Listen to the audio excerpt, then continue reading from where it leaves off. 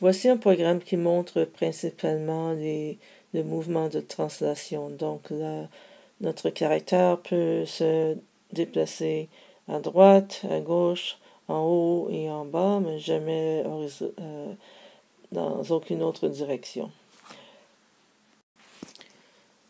Donc, notre programme, il s'agit d'un jeu.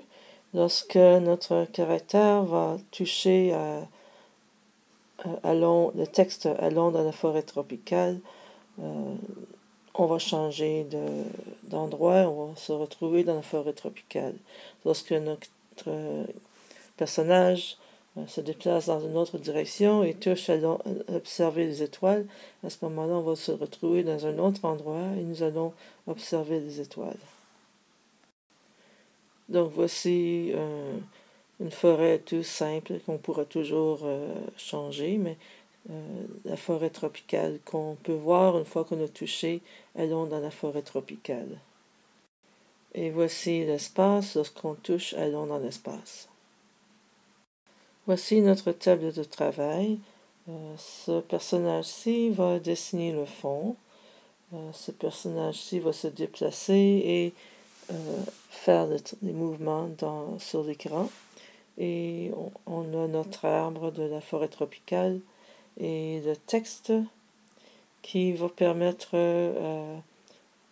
à la fille de se promener d'endroit à endroit. Donc pour faire notre premier fond, nous allons faire une seule grande ligne énorme pour faire le fond et nous allons fond rose et nous allons dessiner une spirale en utilisant une fonction qui était déjà écrite de dessiner une spirale. Pour dessiner notre spirale, on va utiliser Draw a Spiral, on utilise la spirale. Nous allons dessiner des lignes de plus en plus longues en tournant. Donc on commence on utilise une variable. La variable s'appelle length ou longueur, on la met à 1. Et nous allons dessiner 500 petites lignes qui deviennent de plus en plus grandes. Donc on commence avec... les lignes vont être de couleur aléatoire d'une largeur de 10 unités. Nous allons avancer ou dessiner notre ligne d'une longueur de 1 la première fois. Et chaque fois suivante, on va ajouter la longueur de la ligne par 1. Donc la deuxième fois, on va dessiner une ligne de 2, la troisième fois une ligne de 3, la quatrième fois une ligne de 4. Et à chaque fois qu'on dessine une ligne, on tourne de 20 degrés. Donc nous allons répéter 100 fois et nous allons à la fin obtenir notre spirale. Ici, on remet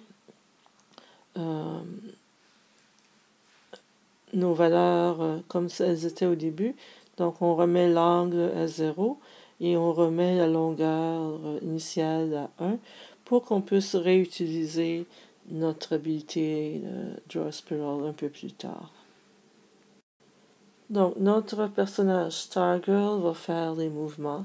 Donc lorsque le iPad est incliné vers la droite, elle va aller vers la droite. Lorsque le iPad est incliné vers la gauche, elle va aller vers la gauche. Lorsque l'iPad est incliné vers en haut, elle va aller en haut. Lorsque le iPad est incliné vers le bas, elle va aller en bas. Et aussi, lorsque on touche sur le personnage Stargirl, elle va revenir au milieu. Et lorsqu'on commence, on va rapetisser notre personnage un petit peu pour qu'il ne soit pas aussi gros.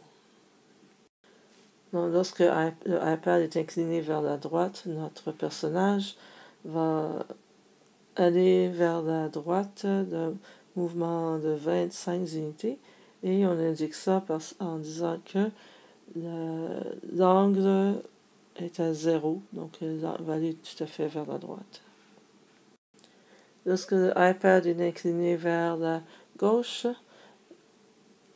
notre personnage va changer de direction. Donc on va mettre l'angle dans lequel il va se diriger à 180, donc ça va aller vers la gauche, dans cette direction-ci, et il va avancer de 25 unités. Lorsque l'iPad est incliné vers le haut, on change de direction pour que notre personnage puisse aller vers le haut, donc on indique 90 degrés et on avance de 25 unités.